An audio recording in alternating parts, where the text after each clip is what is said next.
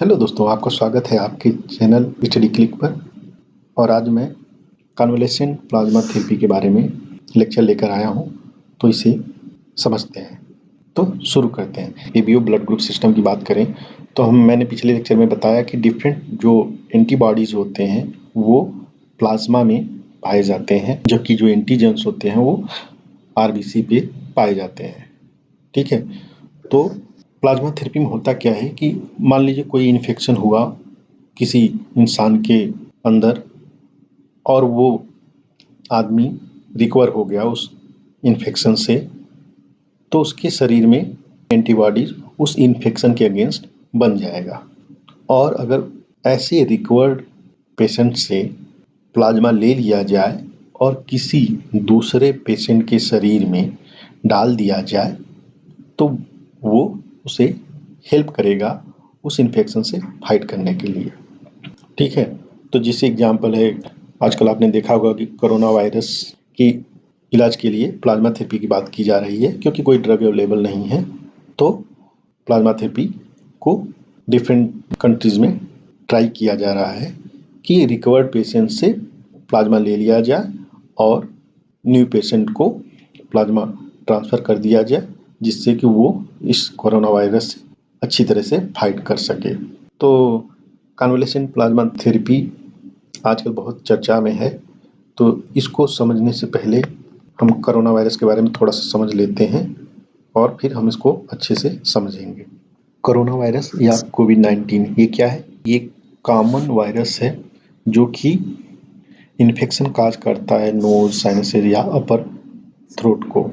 Most corona virus are not dangerous. लेकिन China में corona virus का आउटब्रेक हुआ, जो कि WHO ने SARS-CoV-2 के नाम से आइडेंटिफाई किया, और यह एक नया कोरोना वायरस है और फिर यह थ्रू आउट वर्ल्ड में फैल गया और पैंडमिक हो गया। तो देखिए, कोविड-19 जो है ये डिजीज SARS-CoV-2 से फैलता है और यह रिस्पायरेटरी ट्रैक इन्फेक्शन काज करता है, both upper and lower respiratory tract को।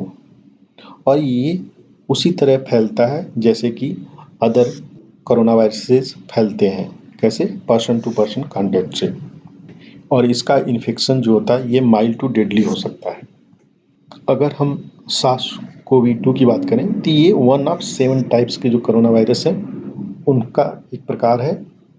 जैसे अदर कोरोना वायरस में देखिए 2 इम्पॉर्टेंट है, एक मर्स है और एक है सार्स। बाकी जो अदर कोरोना वायरस हैं वो नॉर्मल कोल्ड्स काज करते हैं। अगर हम सिम्टम की बात करें कोरोना वायरस के इन्फेक्शन का, मतलब कोविड-19 डिजीज़ के सिम्टम्स की बात करें तो ये कुछ सिम्टम्स हैं। लेकिन अगर 4 इम्पॉर्टेंट सिम्टम्स देखें तो पहला है कि फीवर होगा, आपको कफ आएगा, आपको सांस लेने में दिक्कत होगी, आपके स्मेल और टेस्ट का लॉस हो जाएगा, आपका डाइजेस्टिव सिस्टम भी अपसेट हो जाएगा। तो ये कन्वलेसेंट प्लाज्मा थेरेपी क्या है? ये सडनली इसका नाम बहुत चलने लगा। क्यों चलने लगा? क्योंकि कोरोना वायरस का अभी तक कोई भी ड्रग नहीं है और पूरे वर्ल्ड में इसके वैक्सीन पे रिसर्च हो रही है।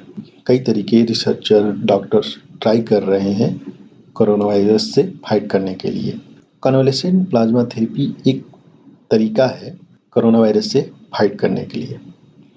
एक्चुअली द वर्ड जो कन्वलेसेंट है ये एडजेक्टिव और नाउन दोनों के रूप में यूज होता है। इसका मतलब क्या होता है कि अगर कोई इंसान किसी भी इलनेस से या इन्फेक्शन से रिकवर कर गया है तो उसके शरीर में उस इन्फेक्शन के अगेंस्ट एंटीबॉडीज बन गए होंगे और वो एंटीबॉडीज उस पेशेंट को हेल्प किए उस इन्फेक्शन से फाइट करने में।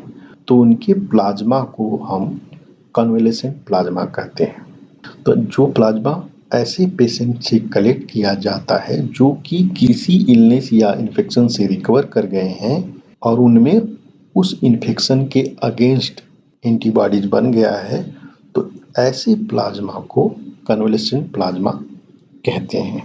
और ऐसा माना जाता है कि ये जो एंटीबॉडीज़ हैं, इन्हीं ने इस पेशेंट को हेल्प किया उस इन्फेक्शन से फाइट करने के लिए। और अगर ऐसे प्लाज्मा को किसी नए पेशेंट को दे दिया जाए तो वो पेशेंट भी उस पर्टिकुलर इन्फेक्शन से फाइट कर सकता है।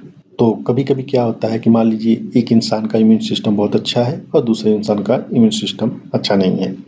तो पहला इंसान किसी इन्फेक्शन से सफ़र करता है और जब वह इंसान उस इन्फेक्शन से रिकवर कर जाता है तो उसके शरीर में एंटीबॉडी बन जाती है। और अगर यह एंटीबॉडीज़ किसी ऐसे पेशेंट को दे दिया जाए जिसका इम्यून सिस्टम अच्छा नहीं हो तो वो पेशेंट भी इस इन्फेक्शन से फाइट कर सकता है।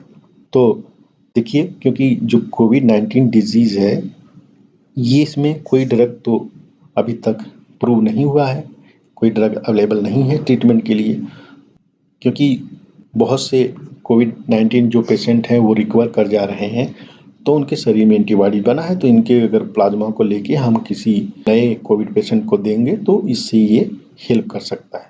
लेकिन ये जो कन्वालेसेंट प्लाज्मा थेरेपी ये नया थेरेपी नहीं है, ये हिस्टोरिकली बहुत ही समय से यूज किया जाता रहा है।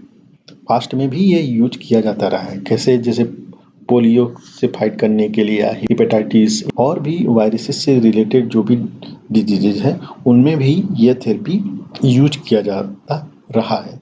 लेकिन एक बात याद रखने की है कि ये जो प्लाज्मा थेरेपी है ये और वैक्सीन थेरेपी दोनों सेम नहीं है, दोनों में बेसिक डिफरेंस है। यहाँ पे क्या होता है, प्लाज्मा थेरेपी जो कन्वलेसेंट प्लाज्मा थेरेपी है इसमें क्या होता है कि एंटीबॉडीज का पैसिव ट्रांसफर होता है। लेकिन जब वैक्सीन थेरेपी की बात करते हैं तो वैक्सीन क्या कहता है, ये खुद स्टिमुलेट करता है पर्सन की इम्यून सिस्टम को, इसलिए एंटीबॉडीज को बनाने के लिए। तो अगर हम किसी इंसान को वैक्सीन देंगे तो उस इंसान का बॉडी खुद एंटीबॉडी बनाने लगेगा। और ये जो प्लाज्मा ट्रांसफ्यूजन थेरेपी है ये जनरली सेफ होता है, लेकिन इसमें भी allergic reaction, other side effect के चांसेस हैं। डोनर का मेडिकल हिस्ट्री और पेशेंट का मेडिकल हिस्ट्री दोनों को मैच करके, ब्लड ग्रुप को मैच करके ही ये जनरली किया जाता है।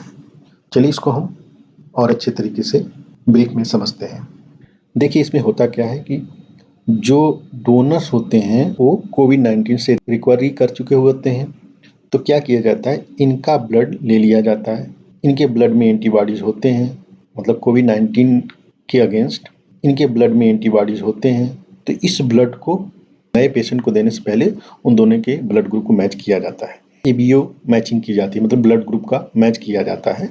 तो क्या होता है, इस ब्लड को एक मशीन के थ्रू पास किया जाता है और फिर उससे प्लाज्मा कलेक्ट करके नए पेशेंट को दे दिया जाता है, 1 या 2 यूनिट। ये ब्लड से जो प्लाज्मा सेपरेट किया जाता है इसको एफेरेसिस कहते हैं और एक स्पेशल मशीन में किया जाता है जिसको एफेरेसिस मशीन कहते हैं। तो देखिए इस पूरे प्रोसेस में 3 स्टेप होता है। क्या होता है, पहले में ब्लड कलेक्ट किया जाता है उस डोनर से जो कि कोविड-19 से रिकवर कर चुका है। ब्लड को एफरेसिस मशीन के द्वारा डिफरेंट ब्लड कंपोनेंट में सेपरेट किया जाता है और जो प्लाज्मा होता है उसको कलेक्ट कर लिया जाता है। बाकी जो भी ब्लड पार्ट होता है उसको वापस डोनर को दे दिया जाता है एक्सेप्ट प्लाज्मा के, और जो प्लाज्मा होता है वो नए पेशेंट को दे दिया जाता है। क्योंकि एंटी कोविड-19 एंटीबॉडी इस प्लाज्मा में रहता है तो वो नए पेशेंट को हेल्प करता है। अब हम ये डोनर एफरेसिस जो होता है, एफरेसिस मशीन के फंक्शन और डोनर एफरेसिस क्या होता है इसको भी हम यहाँ पे देख लेते हैं। मैंने ये जो ट्यूबिंग्स है बहुत बड़े-बड़े बना दिए हैं केवल समझाने के लिए, लेकिन इतने बड़े ट्यूबिंग्स नहीं होते हैं, वो सेटअप होता है। बस समझाने के लिए मैंने इतने बड़े बना दिए हैं। एफरेसिस मशीन कुछ ऐसा होता है।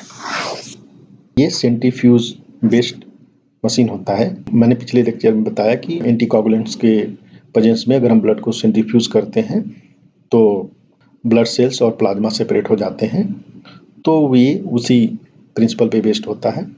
तो ये स्कीमेटिक डायग्राम है एफरेसिस मशीन का। देखिए क्या होता है, मान लीजिए ये जो डोनर है जो कि कोविड-19 से रिकवर हुआ है, इसके राइट आर्म से ब्लड निकाला जाता है और एफरेसिस मशीन में इसको कलेक्ट किया जाता है। फिर इसका सेंट्रीफ्यूज सेपरेशन होता है। उससे क्या होगा कि प्लाज्मा और आरबीसी और अदर जो ब्लड सेल्स हैं वो सेपरेट हो जाएंगे और ये जो प्लाज्मा है ये कलेक्ट कर लिया जाएगा। लेकिन बाकी जो भी ब्लड का पार्ट होगा ये एफरेसिस मशीन से वापस डोनर के लेफ्ट आर्म के द्वारा डोनर को वापस भेज दिया जाता है। जितना प्लाज्मा निकाला जाता है ब्लड से उसको रिप्लेस कर दिया जाता है किसी आईवी फ्लूइड से, उसको रिप्लेस कर दिया जाता है। आईवी क्या होता है? IV stands for intravenous which means in the vein. जो प्लाज्मा डोनेशन है ये ब्लड डोनेशन जैसा नहीं है। देखिए, ब्लड डोनेशन और प्लाज्मा डोनेशन में एक बेसिक अंतर है। जब हम ब्लड डोनेशन करते हैं तो हम टोटल ब्लड देते हैं, ठीक है। लेकिन जब प्लाज्मा डोनेशन किया जाता है तो आप केवल प्लाज्मा दे रहे हैं, बाकी जो भी आपके ब्लड सेल्स हैं, आरबीसी हुआ, डब्ल्यूबीसी हुआ या जो भी प्लेटलेट्स हुए, ये सारे के सारे आपको वापस कर दिए जाते हैं और जितना प्लाज्मा आपसे लिया जाता है उतना आईवी फ्लूइड से उसको रिप्लेस कर दिया जाता है। और ये जो एफरेसिस मशीन होती है ब्लड के सारे कंपोनेंट को सेपरेट कर देती है। अंटिल कोरोना वायरस का कोई वैक्सीन डिस्कवर न हो जाए तब तक रिसर्चर जो हैं, डॉक्टर्स हैं, डिफरेंट अप्रोच यूज कर रहे हैं। उनमें ये प्लाज्मा थेरेपी भी एक अप्रोच है। होप कि ये वर्क करे। होप कि आपको ये लेक्चर पसंद आया होगा। अगर ये लेक्चर आपको पसंद आया है तो प्लीज़ इसे लाइक करें, शेयर करें और चैनल को सब्सक्राइब करें। थैंक यू, धन्यवाद, जय हिंद।